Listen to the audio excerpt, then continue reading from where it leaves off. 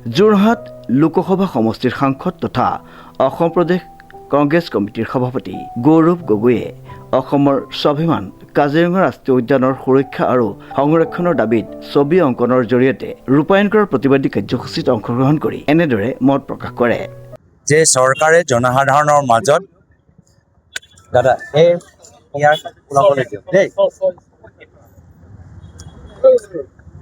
ইতিমধ্যে মই জনালোঁ যে কাজিৰঙাৰ লগত আমাৰ অসমৰ প্ৰাকৃতিক সম্পদ লগত অসমৰ জনসাধাৰণ বিশেষকৈ যুৱ প্ৰজন্মৰ এটা বিশেষ আৱেগ আছে, এটা বিশেষ এটা টান আছে, যি টান আজি নহয় আগতেও আছিলে। প্ৰায়তো জুবিন দাও কৈছিল যে গড়ৰ লৈ তেওঁ কিমান অসমৰ লৈ গৌৰৱ অনুভৱ কৰিছিল। আৰু আজি উন্নয়নৰ নামত ইক' চেঞ্চিটিভ জ'নৰ সীমা এইখন চৰকাৰ আজি কাজিৰঙাটো পিছত গৈ ধ্বংস কৰিব। আৰু কাজিৰঙাৰ ভিতৰত পৰৱৰ্তী দিনত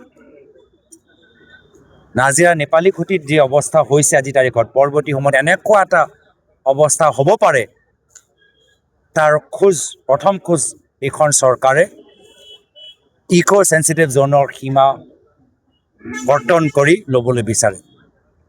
এই ক্ষেত্ৰত আমি চৰকাৰক সজাগ হ'বলৈ অনুৰোধ জনাইছোঁ।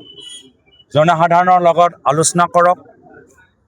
ইক' চেঞ্চিটিভ জ'নৰ ভিতৰত বহুতখিনি কাম হ'ব পাৰে, জৈৱিক কৃষি হ'ব পাৰে। ইক' চেঞ্চিটিভ জ'নৰ ভিতৰত হোটেলৰ ৰিজৰ্টো হ'ব পাৰে, কিন্তু অলপ তাত চকু ৰাখিব লাগে।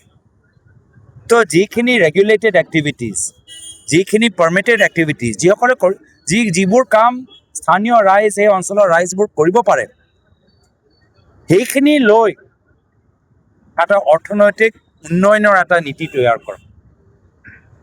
যিখিনি কাম কৰিব নোৱাৰে, যিখিনি কাম অবৈধ, যাৰ উদাহৰণ হ'ল ডাঙৰ ডাঙৰ কমাৰ্চিয়েল মাইন, কাঠৰ মিল, অবৈধ পাথৰৰ কোৱাৰী, যি উদ্যোগ বতাহ আৰু পানী প্ৰদূষিত কৰে, এইবোৰ অবৈধ কাম লৈ কাজিৰঙা অঞ্চলৰ উন্নয়নৰ সপোন নেদেখিব। এইবোৰ চব কাম হ'লে কাজিৰঙাৰ উন্নয়ন নহ'ব, কাজিৰঙাৰ সংৰক্ষণ নহ'ব। হয়, যাৰসকলৰ পাৰ্টনাৰশ্বিপ আছে অবৈধ পাথৰৰ কোৱাৰী, তেওঁলোকৰ ব্যক্তিগত যথেষ্ট লাভ হ'ব। আৰু এইখিনি যদি বন্ধ হয়, তেওঁলোকৰ ব্যক্তিগত যথেষ্ট ক্ষতি হ'ব। কিন্তু ব্যক্তিগত স্বাৰ্থ আৰু ব্যক্তিগত ক্ষতিৰ বাবে কাজিৰঙাৰ বলি নিদিব, কাজিৰঙাৰ ভিতৰত বসবাস কৰা জীৱ জন্তুসকলৰ বলি নিদিব। কাজিৰঙাৰ অঞ্চলৰ ওচৰত যিবোৰ খেতিয়কসকল আছে, তেওঁলোকৰ খেতি পথাৰ, বাগানৰ শ্ৰমিকৰ ঘৰ, সেইবোৰ বলি নিদিয়ক। সেইকাৰণে চৰকাৰ এটা বহল মনেৰে ইক' চেঞ্চিটিভ জ'নৰ ওপৰত পুনৰ বিশ্লেষণ কৰক, এই দাবী আমি জনাইছোঁ।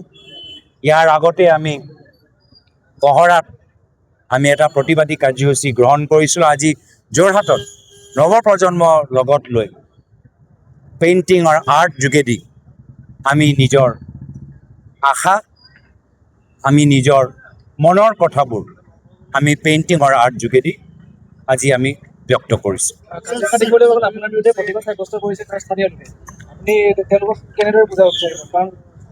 চৰকাৰৰ উদ্দেশ্য হ'ল কাঠৰ মাফিয়াক সংৰক্ষণ দিবলৈ যাওঁতে স্থানীয় ৰাইজক কেনেদৰে বিভ্ৰান্তিত পেলাব পাৰে। সেইকাৰণে যি কাৰ্বি আংলঙৰ কাউন্সিলৰ মুৰব্বী তুলিৰাম ৰঙাং ডাঙৰীয়া, আজি তেওঁক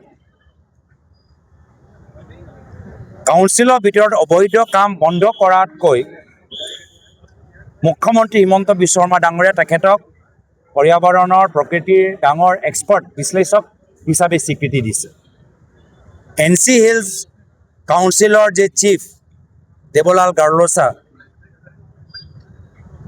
অবৈধ কয়লা খনন বন্ধ কৰাতকৈ, যি অবৈধ কয়লা খননত কিছু মাহ আগত আমি দেখা পালোঁ যে মানুহ ঢুকালে, সেইবোৰ কাম কৰাতকৈ, এইবোৰ কাম বন্ধ কৰাতকৈ তেওঁকো প্ৰকৃতিৰ বিশ্লেষক হিচাপে, এক্সপাৰ্ট হিচাপে স্বীকৃতি হিমন্ত বিশ্ব শৰ্মা ডাঙৰীয়া দিছে। তাৰমানে কি? তাৰমানে অবৈধ কামবোৰ কেনেদৰে বৈধতা প্ৰমাণ কৰা যায়, সুপ্ৰিম কোৰ্টৰ পৰা যে কোনো কাঢ়া নিৰ্দেশ নাহে, সুপ্ৰিম কোৰ্টৰ নিৰ্দেশবোৰ যে পালন কৰিব নালাগে, সেইকাৰণেই ইক' চেঞ্চিটিভ জ'নৰ সীমাটো কমাই পাথৰৰ কুঁৱাৰী, কাঠৰ বেপাৰ বেহা এইখিনি যে চলি থাকক, ডাঙৰ ডাঙৰ যি ধৰণৰ হোটেল বাস্তৱভাৱে কাজিৰঙাৰ ওচৰত হ'ব নালাগে, দিল্লীত হওক, গুৱাহাটীত হওক, আমাৰ আপত্তি নাই, কিন্তু কাজিৰঙাৰ যে তাৰ নক্সা, কাজিৰঙাৰ যে প্ৰাকৃতিক যে পৰিস্থিতি, পৰিৱেশ, তাৰ লগত খাপ মিলাই হোটেল ৰিজৰ্ট খুলিলে, গ্ৰীণ ৰিজৰ্ট, নেচাৰ বেছ ৰিজৰ্ট খুলিলে আমাৰ কোনো আপত্তি নাই। নহ'লে এই গোটেইবোৰ ব্যক্তিগত স্বাৰ্থ ইয়াত সোমাই আছে আৰু অবৈধ কামবোৰ বৈধতা প্ৰমাণ কৰাৰ বাবে ইয়াত স্বাৰ্থ ইয়াত সোমাই আছে। শ্ৰীমন্ত মাধৱ বৰুৱাৰ ৰিপৰ্ট, নিউজ নাও।